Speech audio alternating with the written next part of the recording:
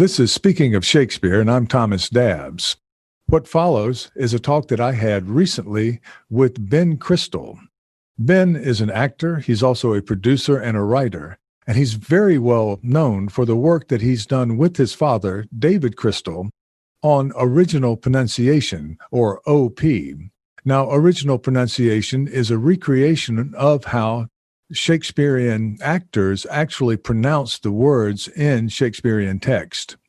And we'll talk more about that and some other work that Ben is doing, in particular work on original performance, and also some work that he's having to do as he and many other performing artists have to adjust to a pandemic. This program is brought to you and is sponsored by the Japan Society for the Promotion of Science, also called Kakenhi. And this organization, thankfully, includes support for research in the humanities. So let's get on with it. Good morning, Ben. How are you? I haven't seen you in a while. I'm okay, thank you, Tom. It's great to see you too. Yeah, I wish I were there with you. I wish you were here with me too, and I wish I were there with you. I'm in Holyhead in North Wales, northwest tip of North Wales. The very northwest tip of North Wales, and I know that because I drove there through the Welsh rain to take the ferry. The Welsh rain is here right now. I can see it in front of me. Yeah, well, the Welsh rain, that's kind of hard to say. The Welsh rain falls mainly in Wales, but we were taking the ferry. My wife and I were taking the ferry, and we had the joy of staying overnight with the Crystal family. And you cooked dinner, and you cooked salmon, and it was good. Oh, well, that's good to hear. You know, one of the very few good things that's come out of the last 6 months of lockdown is I have developed 100 different ways of cooking salmon. I think I've improved, so I hope you'll come back. Well, I will. And I think next time I do this, I'm not going to try to drive up. I picked up my wife in Heathrow. She was coming in from Spain. I was already in the UK. And I picked her up at Heathrow and drove through Snowdonia.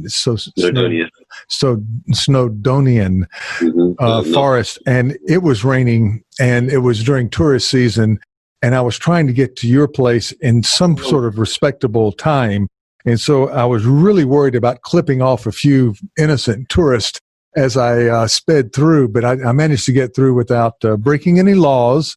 Become Welsh folklore here. Everyone's the whirlwind of Tom Dabbs.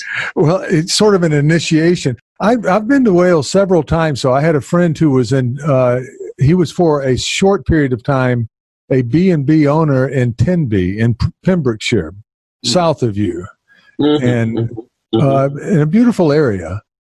Nice part of the world. Yeah, but I will say this, that we were on our way to Ireland. We visited Ireland, and it was wonderful there. But what we remember is Wales. What we drove, we went back on the north side towards, and ended up in Chester in England on the north side toward Liverpool instead of going back through the national park. And it was stunningly beautiful. It's beautiful. How's Tokyo doing? How's Ayomada doing? We're doing fine. You see, I'm in my office, so we can come to school and work in school, but we're teaching everything online. It's all online. Wow. And I should say this to kind of time mark. What I want to do in these talks is not talk too much about things that will not matter a year from now. So if I've read something in the paper that made me angry this morning, I probably won't talk about that. But this will matter a year from now. You know, this fact that we are in a pandemic will matter, and we might still be in it a year from now. Well, absolutely. I'm obviously keeping an eye on all of the news from Japan because the country is so close to my heart. And I remember reading a month or so ago some officials saying, no matter what happens, the Olympics are going to happen next year. We're okay. We're okay. All right. Now, I think I'm saying this. I don't want to say anything. I don't know exactly. I'm not a lawyer. But I think that basically if you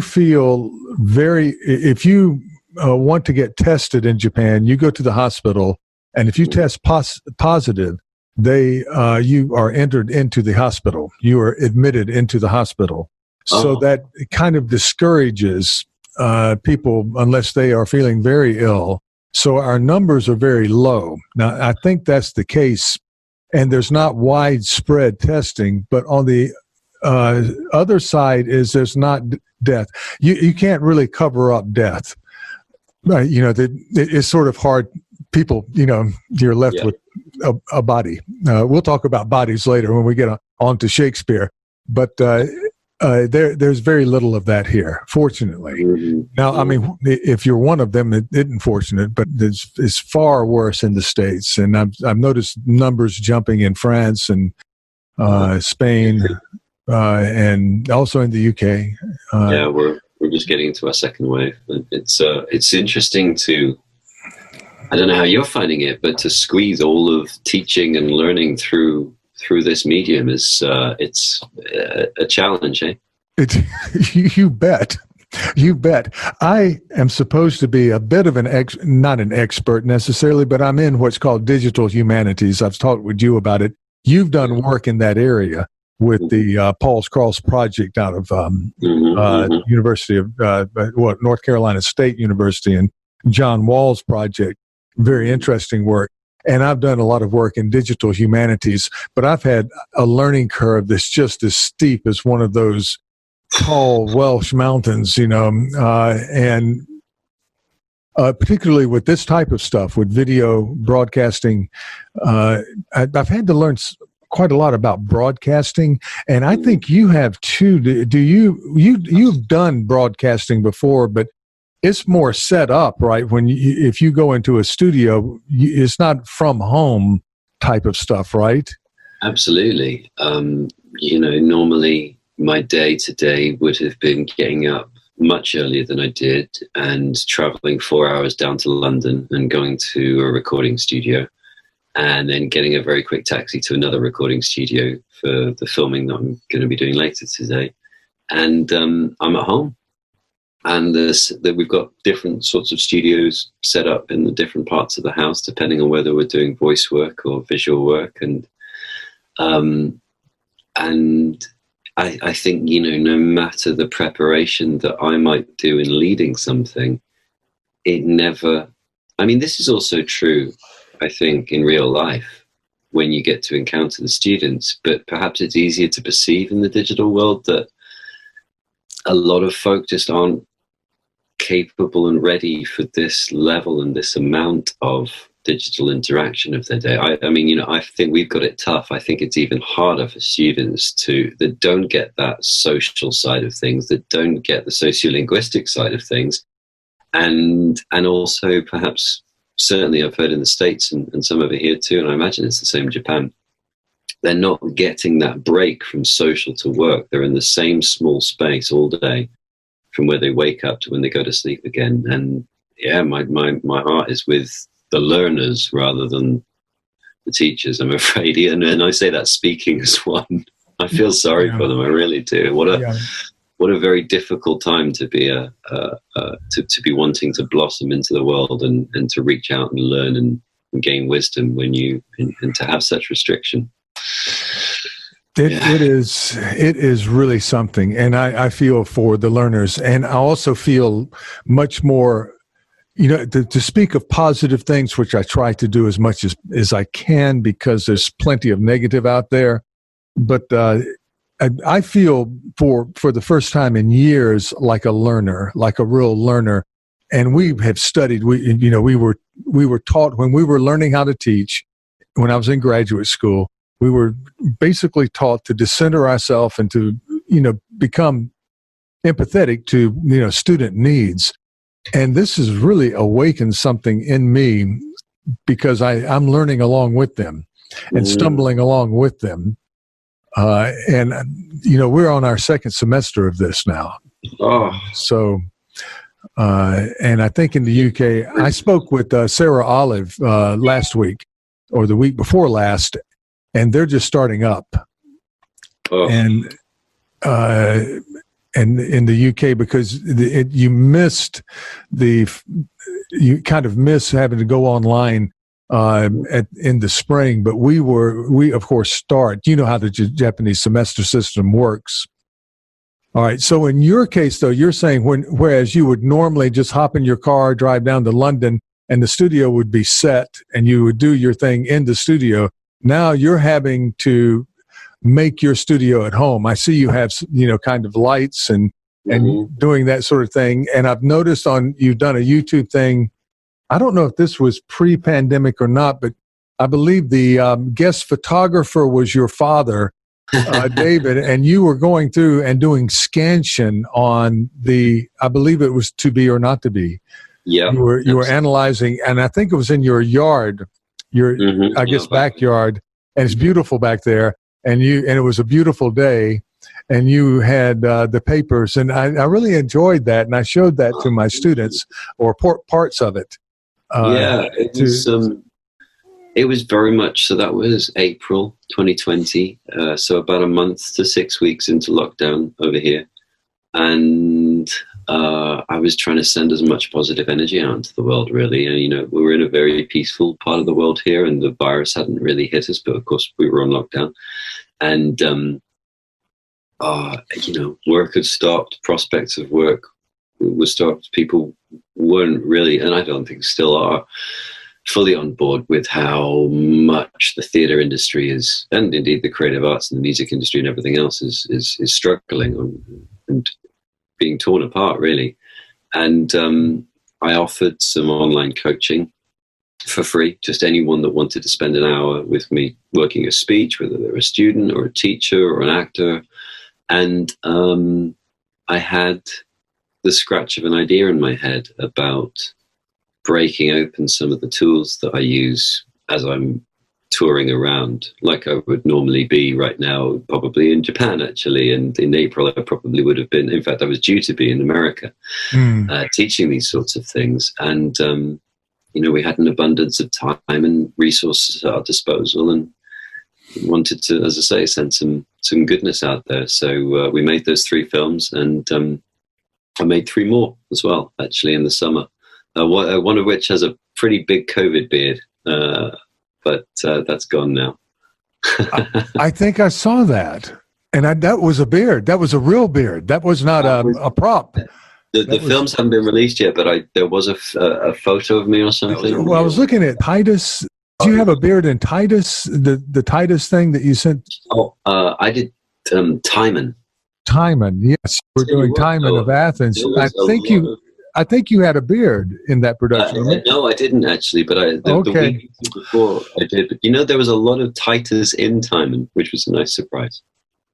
Yes. I counted Timon of Athens before we did that play. Yes. This was the online project, The Show Must Go Online, where they've been doing weekly readings of Shakespeare with actors from all around the world, gifting a Shakespeare reading every week. And it's been getting more and more adventurous. They've been going non-stop since March. They're due to finish in November. They'll have done a play every week for 7 or 8 months. All of Shakespeare's works in chronological order.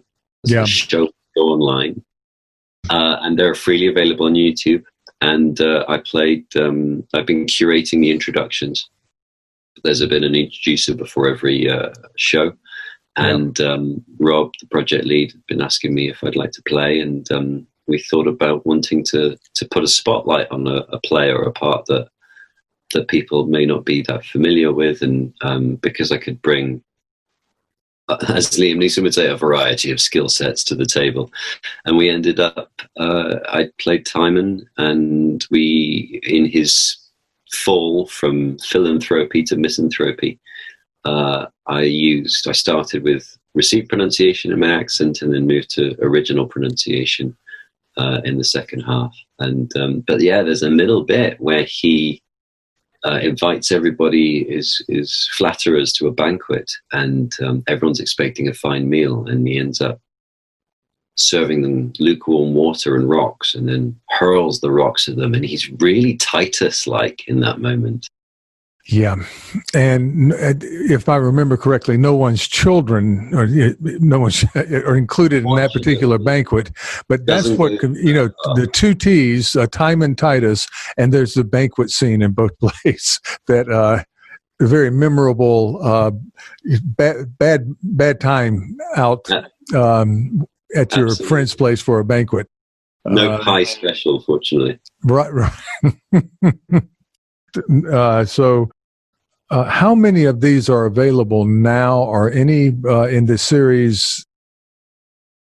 Yeah, all of them. So they are Coriolanus this week, and that means they've got 5 or 6 of the canon left. So they're almost through. Just peeking through the Shakespeare's incredibly epic and hardcore period where he does Antony, Cleopatra, and Macbeth, and Lear, and Timon, and Coriolanus, and they're about to enter the more fantastical period of his canon where he gets into Cymbeline and Pericles and Winter's Tale. Yeah. All right. So what is this? So people who, my Japanese colleagues, can you say again where you go, where you would search on Google? So you search for The Show Must Go Online. Ah, okay. And there's a YouTube channel with a yellow background and a little fun picture of Shakespeare. Okay. And every single play from Two Gentlemen of Verona through to The Tempest will be up there. Well, most of them are up there already, but by mid-November, the project will be finished and 36 plays. Yeah. 36 There was during the 70s, there was a group that in Shibuya, which is very close to where we are, or where I am now, Tokyo, called the Jean Theater. And what was the guy's name? Mr. Deguchi, who was the director. And I guess Jean, they just used T-shirts and jeans and ran through the entire canon.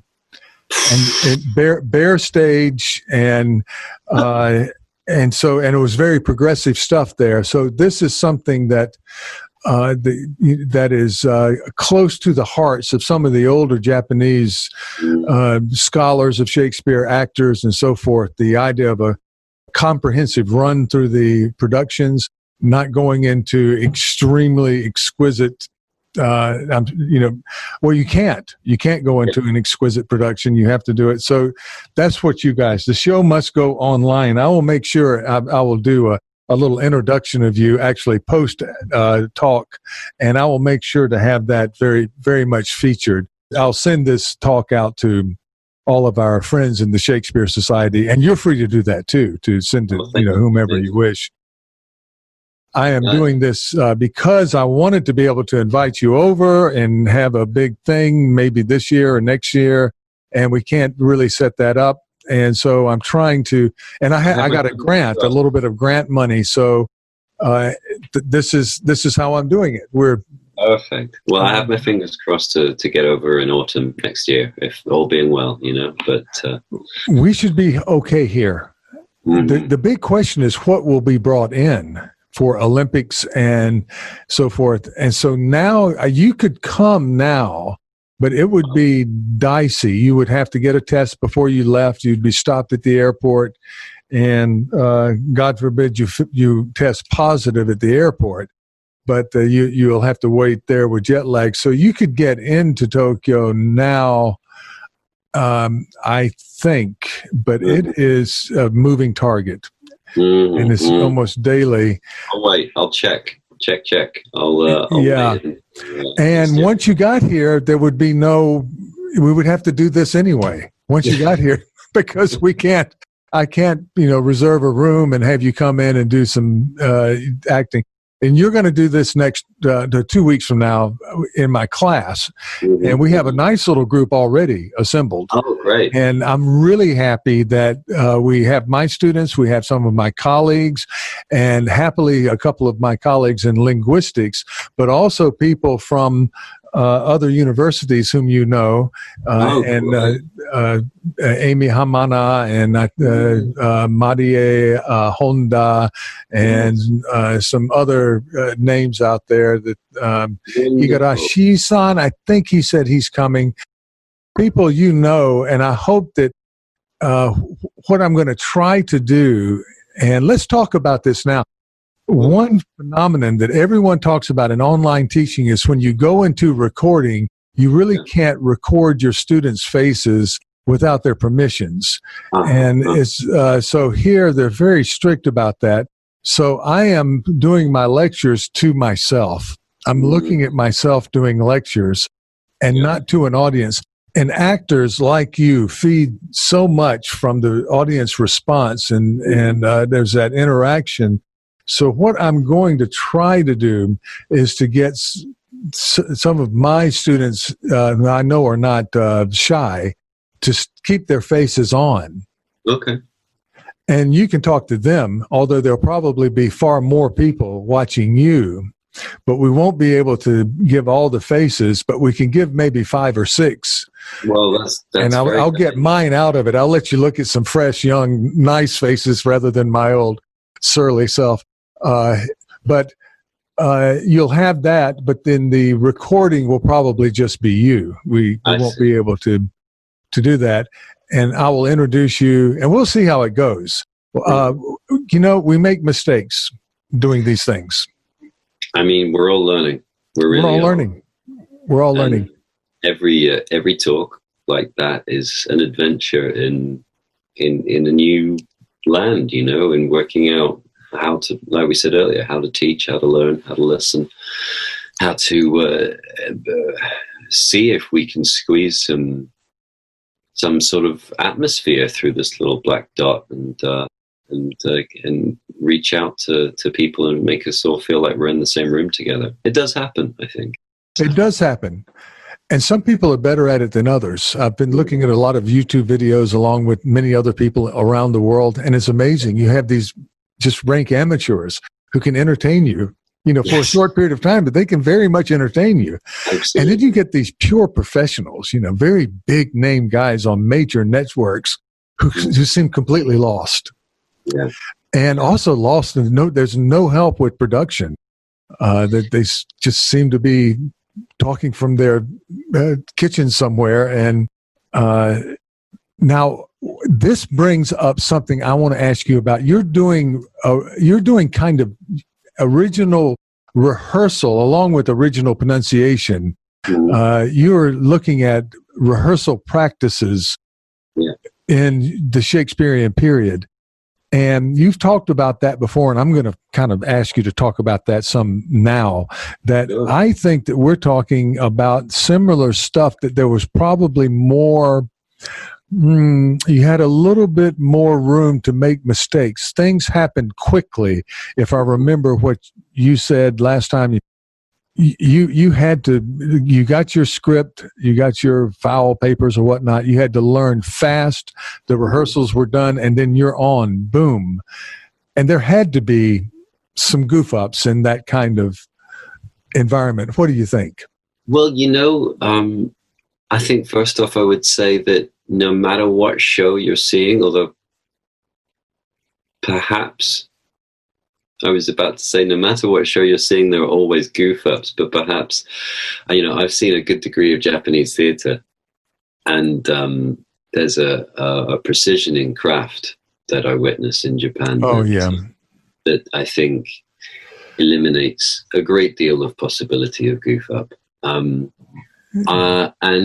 what I was taught was that essentially goof up is opportunity for play. Yeah. And that 99.9% of the audience wouldn't be able to recognize a goof up from a planned something or other. And actors and practitioners and directors come out of a performance and crucify themselves mercilessly over some mistake that they feel is huge, but that audience is never aware of. So you can rehearse for 12 weeks or 16 weeks or 6 weeks or whichever sort of major mainstream theater company you might be working with. And there will always be something. And in some respects, I, as an audience member, don't necessarily want to see something that is so perfect that there's no room for play, that has been choreographed to within an inch of its life. And And that has been the tendency with a lot of 20th and 21st century theatre, I think, and musicals to this day. You know, if you step in as an understudy, you will learn the tracks of each character, and you will learn the exact footfall and the exact gesture and the exact tone of voice, and you will copy someone else's performance. And unless you're a name, a celebrity, you don't really get an opportunity to put your mark on the part. At least I'm painting it quite starkly, the lack of freedom here. But I only do that as an opportunity to serve as a point of comparison to what it was like 400 years ago, where Shakespeare's company would be putting on 6 different plays every week. They'd be performing them at 2:00 in the afternoon to get the best light of the day, because the theatres were outdoors. The shows were said to be 2 hours traffic of the stage. That's the quote from Romeo and Juliet.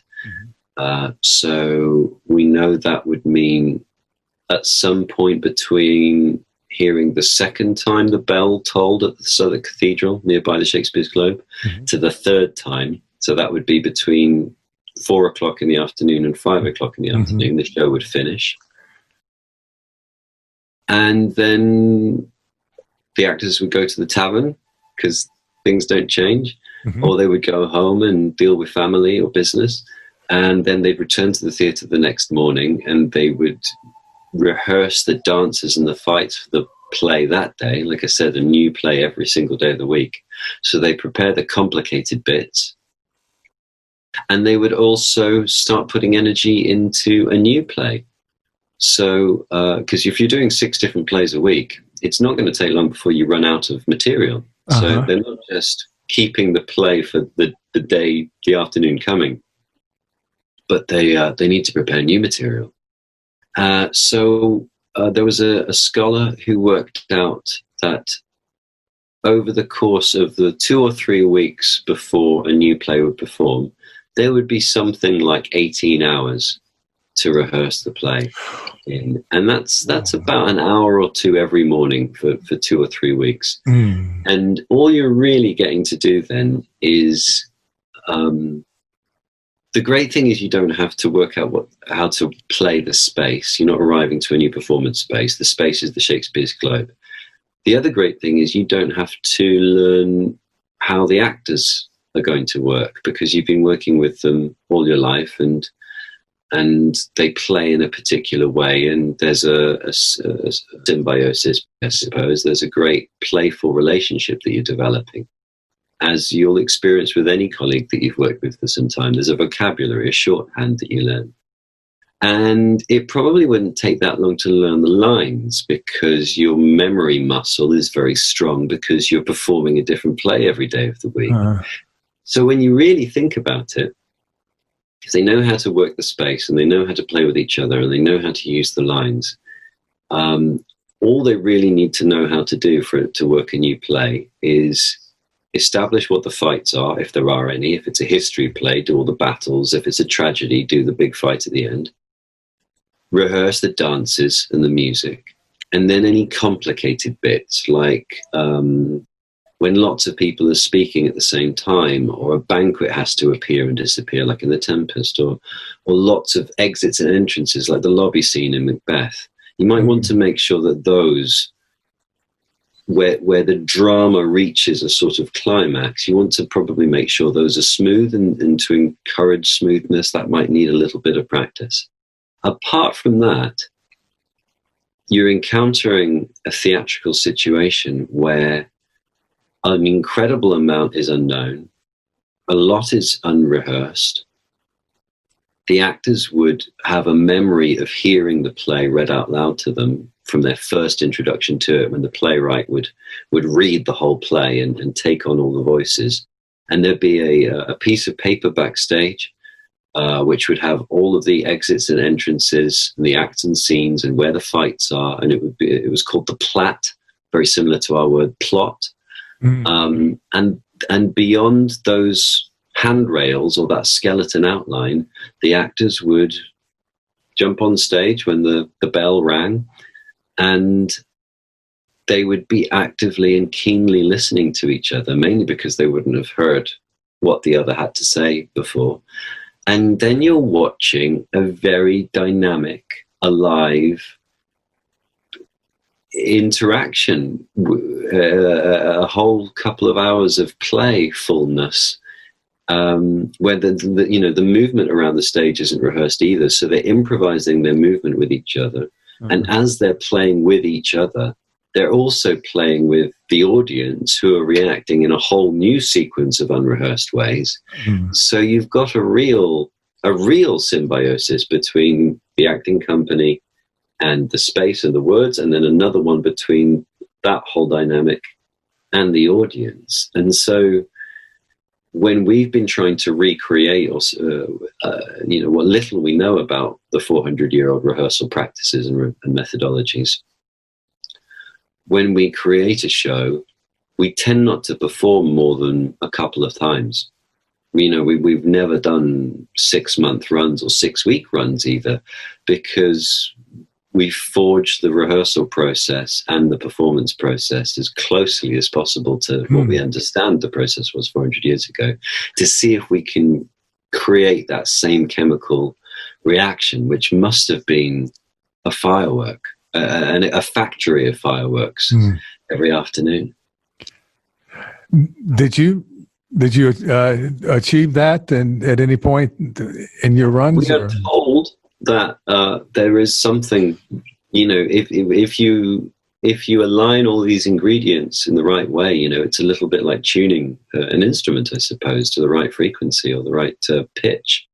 And people have been very kind, saying that it's Shakespeare like they've never seen before, which is really, really lovely. And like we explored last year in Japan, there's a lot of synchronicity with the craft of kabuki, where I believe they also have very little rehearsal time, and a lot of the kabuki practice has been exactly the same as it has been for 400 years. So this idea of a group of people coming together that have patterns of process and of characters, and just need to rehearse a few days to be able to put a new show together. But I think that there's a vast difference, because obviously our rehearsal process has changed over here, but also we don't have the lineage of shokunin, of the craft being handed down from family to family to family over generations, which is sadly lost over here. Oh, yeah. And well, you say sadly, but then sometimes you want things lost, because and I think you said that, kind of alluded to that, because in the case of No drama, where Zayami wrote down precisely how to do every one of them, what a wonderful service to history and the history of No, but it just kills it. It doesn't give you any room. And I was told maybe you told me this, or someone told me this, that the idea of him being philanthropic and generous by establishing, or by writing down, by trying to capture it, was misinterpreted as this is the way it must be done. Yeah. There's another famous example of that too. What is it? I think it's Ovid's Ars Amatoria, that was written as a satire in its time in classical Latin times. And during the Middle Ages, it was the art of love. It was taken and read as a serious guide, a manual to how to go about the art of romance. And so, and I think Shakespeare has happily evaded that almost all the way through. There have been times when it's sort of, you could argue maybe some of the proscenium stage of the Victorians and so forth, that maybe it was a little staid. But, everything I read about any history, anything that's brought up, even in the 19th century or certainly in the 18th century, there were lots of innovations, and the actors and, just a whole lineage of actors who made it new, and then it moved. It went to America, it went to Germany, it went everywhere eventually. And you're going everywhere. You came to Japan last year when I was on leave, We did. and I didn't get to see you. And I've heard I've heard wonderful things. That you guys were at Sofia, I think, and where else did you play other than Sofia? Gosh, all over. We played up in Nagano. We played down in Yasuhara, a few hours up in the mountains away from Kochi. Yeah, yeah. And we played in Kyoto and Osaka. And, a couple of different universities in Tokyo too. It was, and to a degree, we were zigzagging back and forth across the country a little bit. But there were, having visited in 2017 and 2018, there was quite a hit list of places I wanted to share with the ensemble. And yes, we had an incredible time. It was really wonderful. I'm sure you did. I'm sure you did. You were sort of an advanced scout, scouting out things before the other members of your ensemble came. So you were already seasoned. And I think your father did some traveling in Japan. He is very beloved here among my friends, particularly in linguistics, and is, I would just say, adored. That's really interesting to hear. Well, he's the reason that I think I fell in love with Japan. We visited in 1984. So obviously I was minus 20 years, let's say. Yeah, at least. I was 7 years old, and came away with the most incredible memories of the country, and missed an opportunity in 2000 when two of my best friends went backpacking around Japan, and I decided I couldn't go because I was busy writing the Shakespeare's Words Dictionary with Dad. And but Japan was calling to me for years and years and years, and then I left London in 2016, 2017, and packed all my stuff into a lockup unit and pretty much just traveled the world with work for 2 years, and was very lucky and got back to Japan. And it was I remember that first few days in 2017, the first time I'd returned, and I can't quite, you'll resonate with this, I'm sure.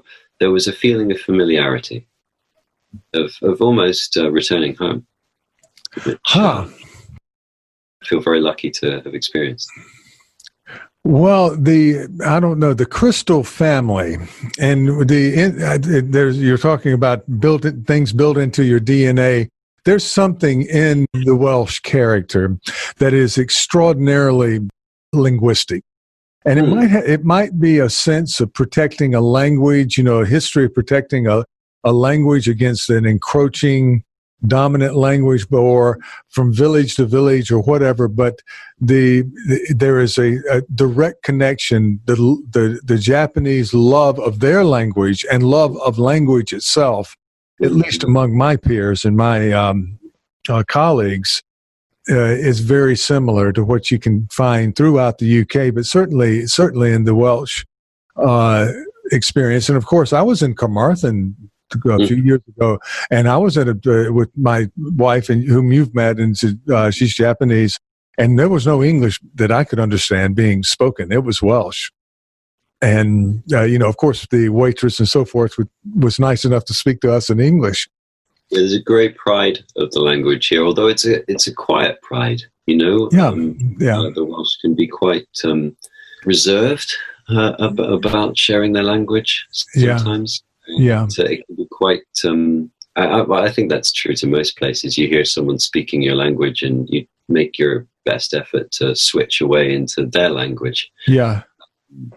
But it's a beautiful one, and thank goodness that they managed to save it. There was a huge campaign in the 80s to save the Welsh language, and they managed to establish the TV channel, which speaks only in Welsh. It's called S4C, S4C in Welsh, and it's still going today. So they're one of the language death success stories where they managed to pull it back from the brink. Yes, they did.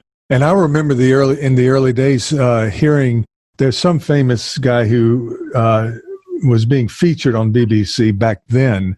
And I'm a little bit older than you are, but I fully remember this guy talking about preserving the Welsh language and thinking at that time, I was actually in London doing research in London, thinking at that time, very young, I was a student still in college, but this guy, I appreciate what he's doing, but it's not going to work. It's just not going to work because you're part of the UK now, and the young people are not going to speak the language. They're not going to learn. And I was wrong. I was completely wrong. It came back, and it's there, and it's strong. But going back to the relationship that you feel, I've talked to blues singers from Mississippi who felt the same thing in Japan. They feel like they get here and they're at home for some reason, and I don't know what it has to do. Southern mannerisms, and I don't know what it is, but I've heard this from other places in the world. Due to the most incredible and most gracious hospitality that I have encountered everywhere I've gone, at least anyway, everybody has been so kind and generous and welcoming, and I think also, from the outsider's perspective, of course, but I don't know, there's something about the Japanese society and the culture, the thoughtfulness that's been put into the architecture, into the water that runs through in little streams through the mountain towns and everything, where there's a lot of peace to be gleaned from almost every moment. You can be walking through the busiest of cities, and suddenly there's a shrine. Yes, and there's a lot of. I know there's a counter side to this too in the society, but I feel that there's more easy access to greater pools of well-being.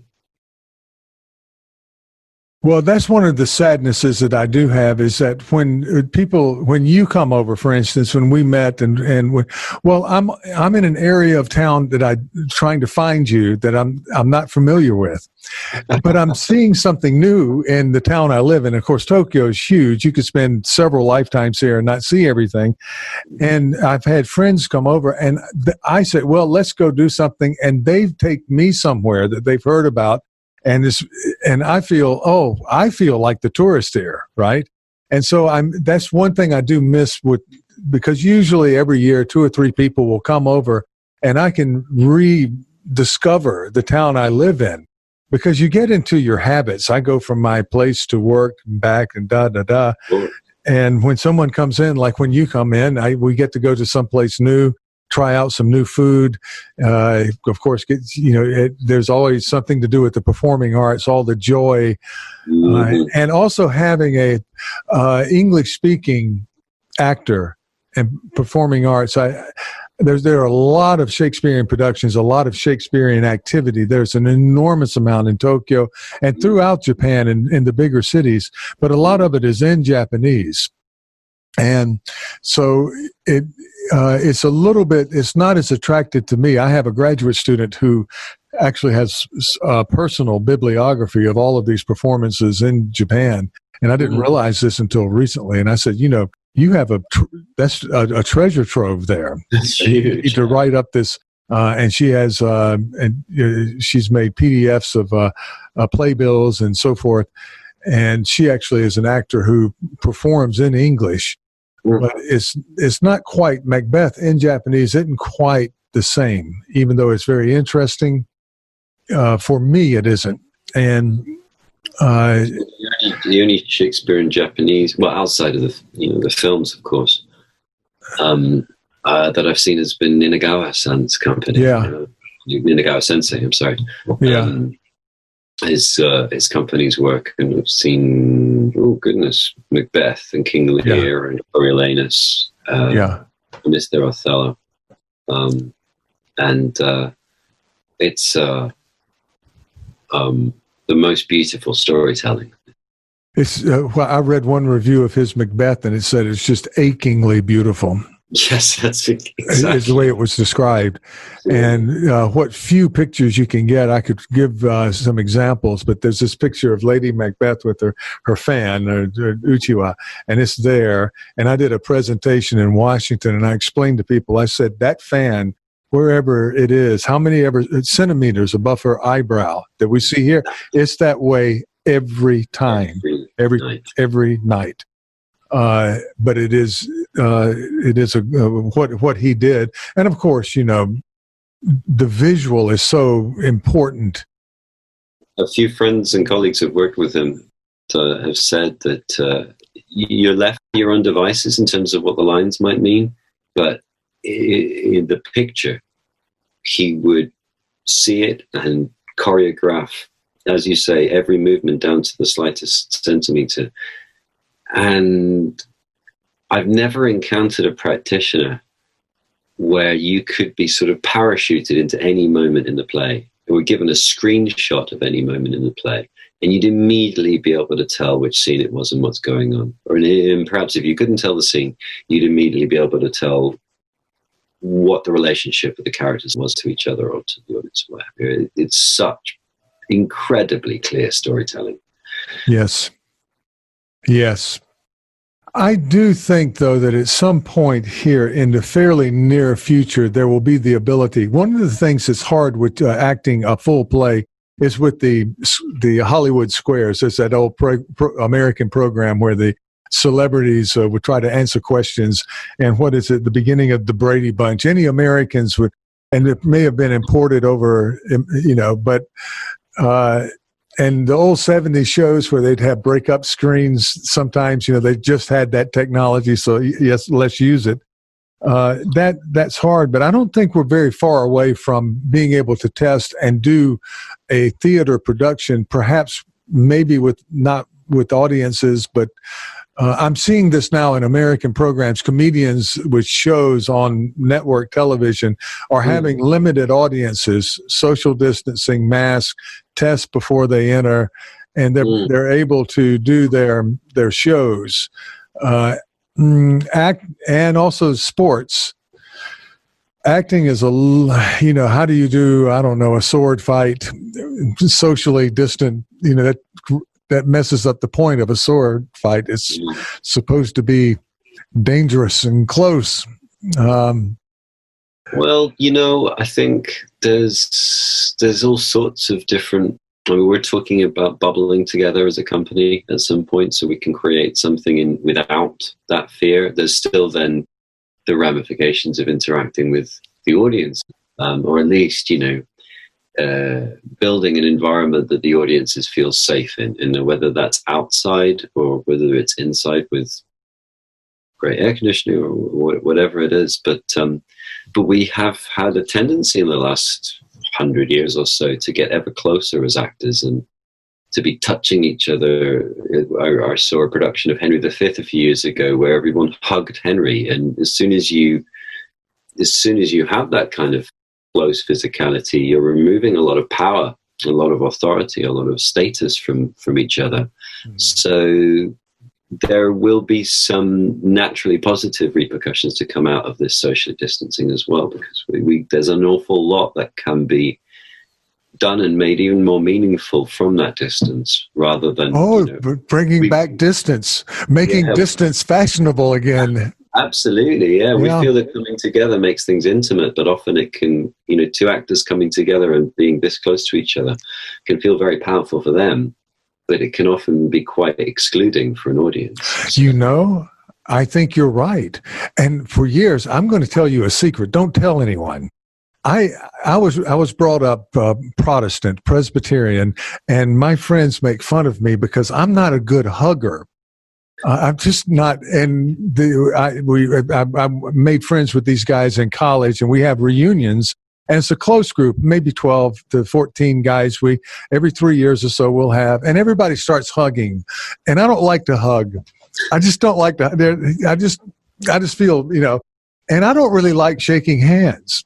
Okay. Before this, I used to carry, what is it called? Purell. That's the word I'm looking for. Something different in Japanese.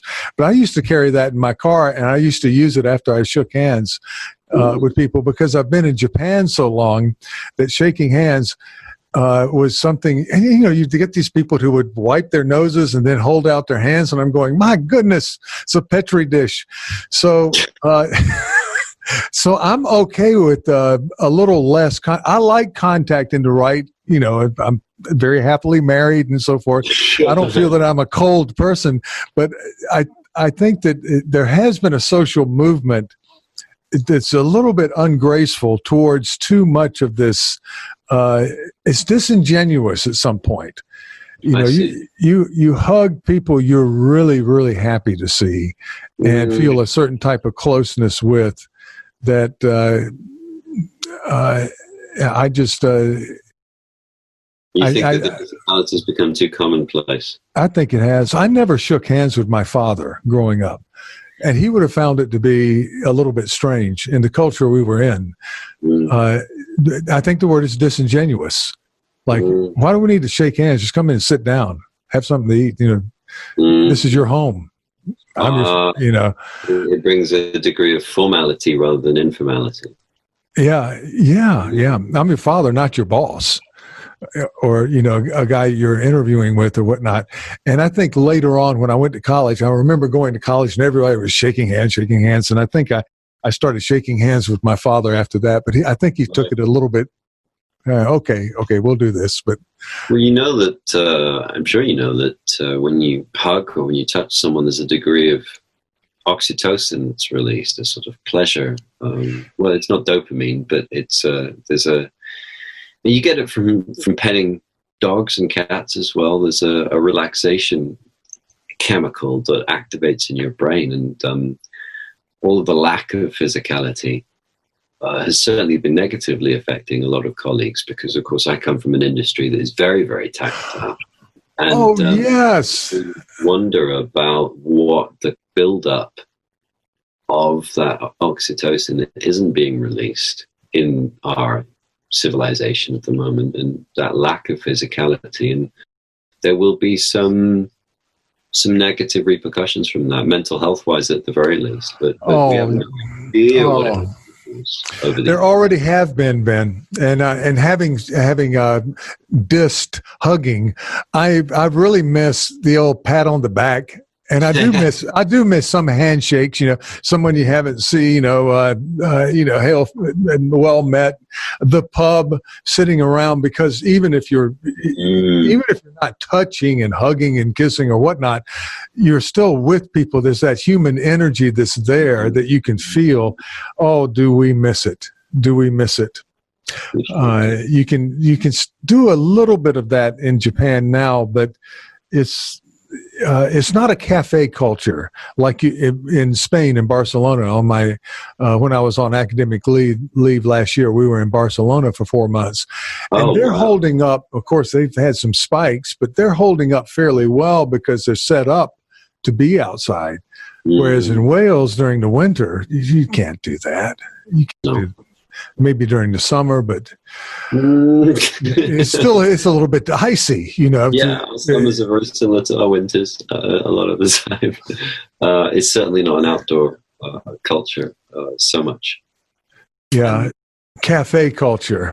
You have to have it has to be a certain temperature, and conditions have to be sort of right for that. Yeah. And the pub is so important and the bar, and of course, I think there's the whole situation has brought a lot of people up into their heads a lot. There's so much second and third and fourth level of logistical thinking with every single thing, with every single interaction, and coming back to the theatre, that's not a place you want anyone to be in. Oh, you want the audience to be in their heads. Like theatre bosses over here, I'm sure in Japan too, are part of the reason the theatres are closed is because anything up to 96% of their revenue comes from ticket sales. Yes. Now, if you socially distance your audience and strip 2/3 the audience away to make sure everyone has got distance around them, then there's no way of making that performance financially viable. They just can't bring in enough money from tickets. So they need some sort of subsidy. And for the theatres that don't have subsidy, they're between a rock and a hard place. Now, for the theatres that are bringing in audience and are able to, and everyone's at distance and wearing masks,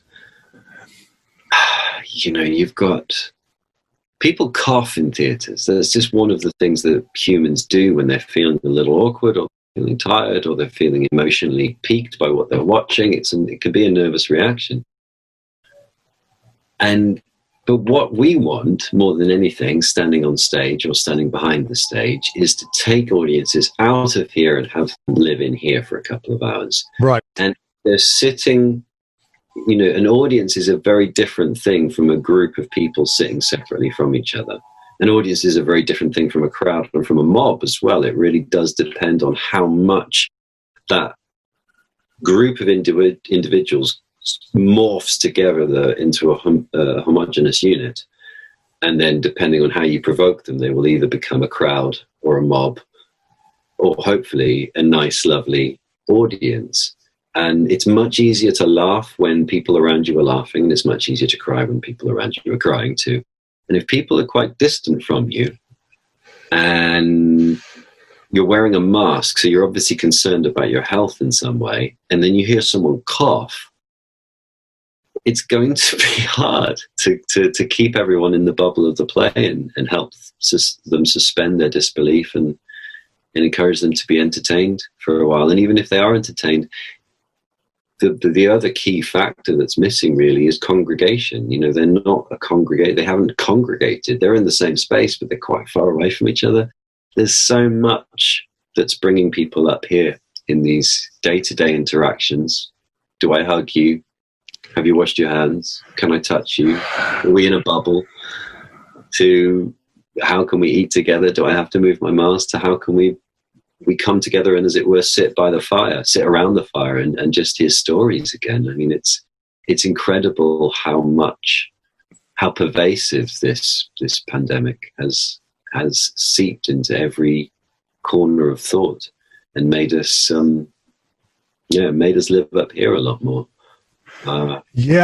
And I don't know, what is it, 2 years in the 1590s when the plague came through and the theaters were closed? I think it was roughly 2 years. Could be wrong, and I need to look that up. But it was a solid period of time. 2 years doesn't look long to us looking back, does it? But can you imagine all of those actors living through that? I think that's when Venus and Adonis and the Rape of Lucretia were published and written, I think. So you're doing some writing now, right? You're going into your head and doing some writing now, taking advantage of the situation to turning it into ES. And Shakespeare had the opportunity to. He turned that very, like you say, about looking more positively at things. The theatres were shut. A quarter of London's population, or a third of London's population, was decimated by the plague. A lot. Bodies in the street. We haven't gotten there yet, right? Most, if you could, you left the city. We're pretty sure that the players went on tour. If they went on tour, they were either going to noble homes or more likely the courtyards of inns. So they were outside and able to carry on playing some of their repertoire. But what Shakespeare seems to have done is wrote a good swathe of his sonnet collection, and as you say, some of the longer narrative poems like Venus and Adonis and the Rape of Lucrece. A couple of plays that have a feeling of not being quite finished, or of being a bit more country than city, like Love's Labour's Lost. And, maybe I didn't know that. Yeah, that makes sense too. So a little unfinished. When he comes back to the city, when the theatre opens again, and you get Romeo and Juliet, and Midsummer's Dream, and Richard II, and he comes back swinging hard. Yes. Really quite wonderful. So I've been writing too. I've been, what choice do we have, right? It's either sit here and be glum, or let necessity be the mother of invention. So Yeah. I've been acting, I've been producing, I've been writing, I've been creating as much as I possibly can, just to. I mean, I hope, I like to think Shakespeare felt the same way. When it burns within you, you don't really feel like you have a choice, and the more constriction or restriction that can be put in place in the creative and artistic community, there's two ways to fall. Does that make you stop, or does that make you become more innovative and inventive? And it certainly seems the restriction made Shakespeare more inventive. But I don't doubt equally there were moments and times when he laid down the quill and thought, how can I do this? Well, it's a Python joke about the guy being thrown into the death cart, and he goes, "I'm not dead, mate. I'm not dead yet. And you will be soon enough." But I'm feeling better. I'm feeling better. That's right. No, you're not. It was. This was. The Black Death was so horrible, and of course, in those plays, of course, Romeo and Juliet, you could almost call it in certain areas just an echo of that era, of the crypt and the scenes and the imagery of that play is very referential to that. And of course, the letter doesn't get to Romeo because the lower friar is locked into that. It seemed, a year ago, I said this in another one of these conversations, but a year ago that seemed like a contrived, stupid ending. The actual ending of Romeo and Juliet, and it doesn't anymore. They did this. Things get extreme in times of plague. Absolutely. And it's lovely to think, or it's interesting to think that he brought the audience back with such a funny and heartbreaking tragedy, that he really, he welcomed them back and let them blub, he let them have that cathartic release, which must have been incredibly, I don't know. It must have been wonderful. Rewarding and necessary. Yeah, things really getting back to normal and people feeling comfortable enough going to the theater, not risking their life. It can happen. It can happen again. Midsummer Night's Dream, I think, was part of that revival. Absolutely. And what a play. Oh. Just right. What a play. A real joyful, fun celebration of life. But again, there isn't a light play that Shakespeare wrote that doesn't start with some degree of darkness. Where even Comedy of Errors begins with the threat of execution on the twins' father's life, and Midsummer Night's Dream starts with Hermia being threatened with death or a nunnery or having to marry a man she doesn't love. There's always some negative springboard to push you even further into the comedy, or vice versa with Shakespeare. He very well knew the balance of the two theatre masks, that comedy doesn't live without tragedy, and those two happy, sad faces next to each other, they need to persist together. Otherwise, you're creating a piece of entertainment that is imbalanced. No one wants to go and just laugh, and they think they might do, but actually, the old theatre trick is, if you want to make them laugh, make them cry first, and they'll laugh all the harder. And indeed, if you want to really cry, make them laugh first and relax them, and then they'll open up that heart center and be more ready to emotionally connect. Yeah, and I think I talked with one of the people about this, but there is there in Midsummer, which I always hear described as a middle school play in the States, and it's considered very accessible. I'm teaching in Japan, and I don't find it necessarily that accessible. It's a very difficult play in many areas, and also it's not child's play. Those lovers in the forest, we have Theseus and Hippolyta, queen of the Amazons, had just finished a war. And, but by the grace of whatever, she manages to live, but she's a warrior queen. and you have these lovers insulting each other and threatening to kill each other, and it's just very edgy, dodgy stuff in the lines, not just absolutely. And the idea that mortals are the playthings of these fantastical and slightly insidious fairy creatures. I like to think that some of those stories that Shakespeare grew up with in the countryside in Stratford-on-Avon, that you would grow up with an understanding of herbs and flowers, and also of lore and fairy and myth and mythology. Oh yeah, and I think though that those people probably, of course, I know a little something about the city of London during that time. If you wanted to go up to the office of the rebels, you had to walk through Smithfield where they slaughtered cattle.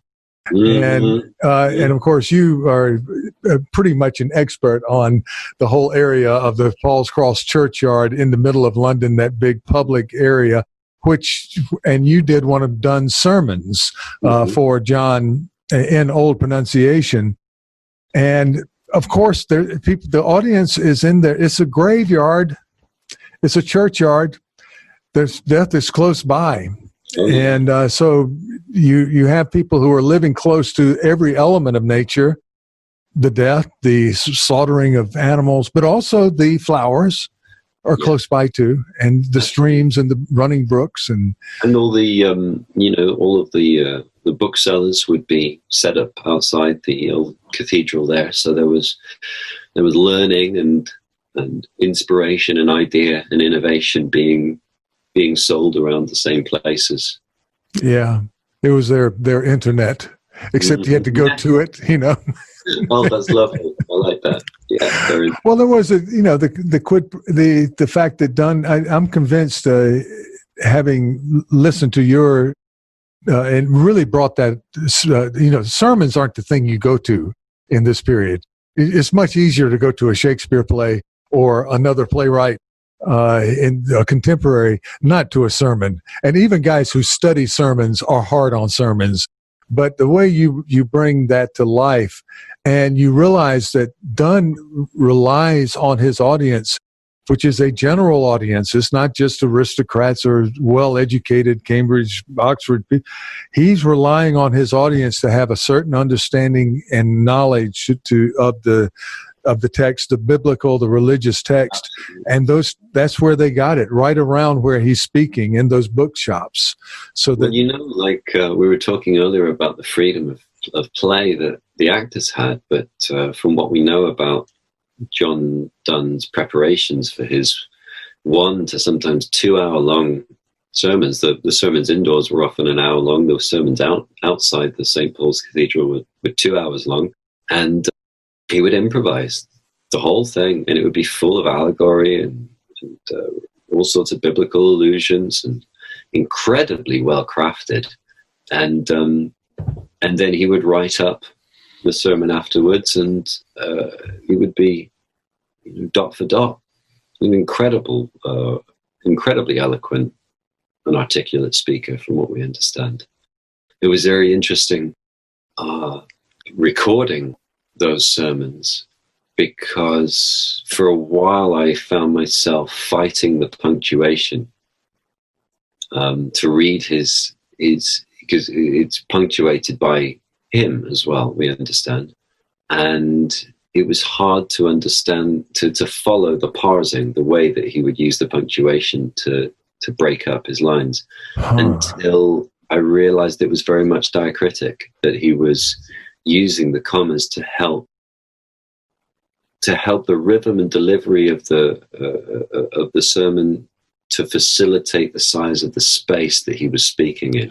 So if the line was "Lord have mercy and grant our Father" or whatever, it would say, "And Lord, comma, have mercy, comma, and grant, comma, our Father," or whatever.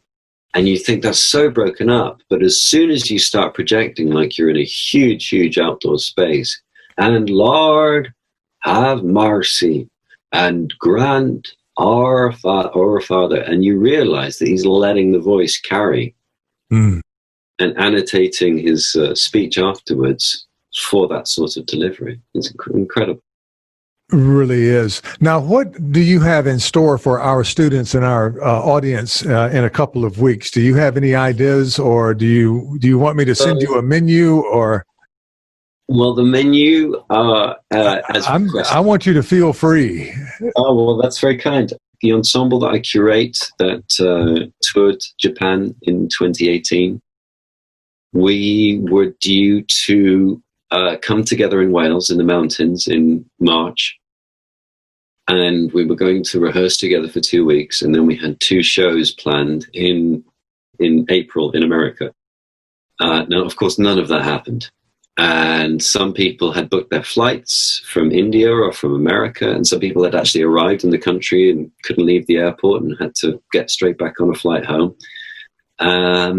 And we had a meeting on Zoom and started to talk about whether we could collaborate at distance, whether we were able to continue to work from all around the world. Because there are ensemble members in America and Canada and India and Japan and all over Europe. And coming together and doing anything requires a huge amount of time and a huge amount of money, and also an effect on the climate, which is very much on our minds too. So we started to regularly meet and talk about how we might collaborate at distance. We had distance collaboration meetings for quite a few weeks. And out of those meetings came a project we called What You Will. It's a digital theatrical promenade around the world. And I think we're going to spend some time talking about that. Okay, and I have spent some time looking at What You Will. I find great. Yes, the spaces created in that, and I can't wait to hear your explanation of that and what the goals are, and what, of course, inspired it and so forth. And of course, this is great because you can talk about it, and then people who can go to it and you can get some feedback from them, and that's great. Now, tell me, I know you have to get off and do some recording, but I am curious, what is your day like today? What are you doing today? It's morning for you, evening for me. I'm probably getting darker as we speak. You know, the sun has gone down. But what is your day like, your coming day? Get lighter here, so as the day fades from you, it arrives here. It's a very blustery, we would call it a blustery day in Wales. The wind is blowing, the leaves are falling. It's quite grey, but it doesn't look like there'll be any rain. So I will take my dog out for a walk a few times, and in between those walks, I'm going to be filming from home, of course, but a commentary. Sort of imagine it like a DVD commentary. So there's a company that's filmed a number of theatre productions of Shakespeare, and we're going to select some scenes from those different productions of the same play and put them together and invite students to compare and contrast the productions, because very few students have seen a Shakespeare play. Some definitely haven't seen 2 or 3 productions of the same play. Mm-hmm. And there are some students that have never been to the theatre before either. So this is an opportunity for them from home to get to see a little theatrical tasting session, I suppose. And I'm going to be their guide on that. So that's my day. Going to get to explore some Shakespeare with some young students. So it's a perfect autumn day. Well, that is great. That's fabulous. Well, I'll let you. I think that you're starting up probably in about 30 minutes, so I'm going to give you a chance to rest. You have been so gracious to afford us this time, and also in 2 weeks, you're going to afford us more time, and we're delighted. Everyone's delighted and can't wait to see you. I was giddy today. I had to go see the doctor today for a checkup, and I'm fine. Which is great. If it's just standard checkup, and so after that, I wanted to, I wanted to do something bad like drink to celebrate. You celebrate your good health by doing something unhealthy. I said, nope, I have to be perfectly sober and capable with Ben here. And so This is one of the first times that we'll have talked together that I won't be able to go out for a beer with you afterwards. So that's I'm able to continue the relationship with Ioma Decuin as well. It's nice to have a continuum here. Oh yes, and we have a new colleague who did his work at University College London, his graduate work in linguistics, who was very quick to sign up for this event, and I'll make sure that you are in contact with him, because your buddy Tom's getting on a little bit. I'm closing in on retirement in a few years, not yet, but wow. Yeah, how about that? Gosh. And I'm going to enjoy living in your backyard in a tent. You're welcome. Will you return to if my wife kicks me out of the house or whatever, I'll just come over to your place. Always. Will you retire to Barcelona, or will you stay in Japan? We're going to probably be half and half. Probably a lot in Spain. Lovely. Yeah. That's a nice mix. Yeah, I need to really work on my Spanish though. But it's like we were talking about Wales. Just because you have Castilian Spanish doesn't mean that you're there with it, because the Catalan language has come back and it's dominant in that area. And of course, the area is full of multilingual area. So yeah, we'll be there, and that's where you'll come see me if you want to see me. I will be in your backyard. That'll be fantastic. You'll be in my So might even So great. Would you please give my best to your mother and your father? It was a joy to meet them, and also to all of you and yours. And I'll look forward to seeing you again, probably under a little more formal circumstances in a couple of weeks, Ben. I'll look forward to that. My best to your wife and to your colleagues there too. Okay. Well, have a great day, and we'll see you when we see you again.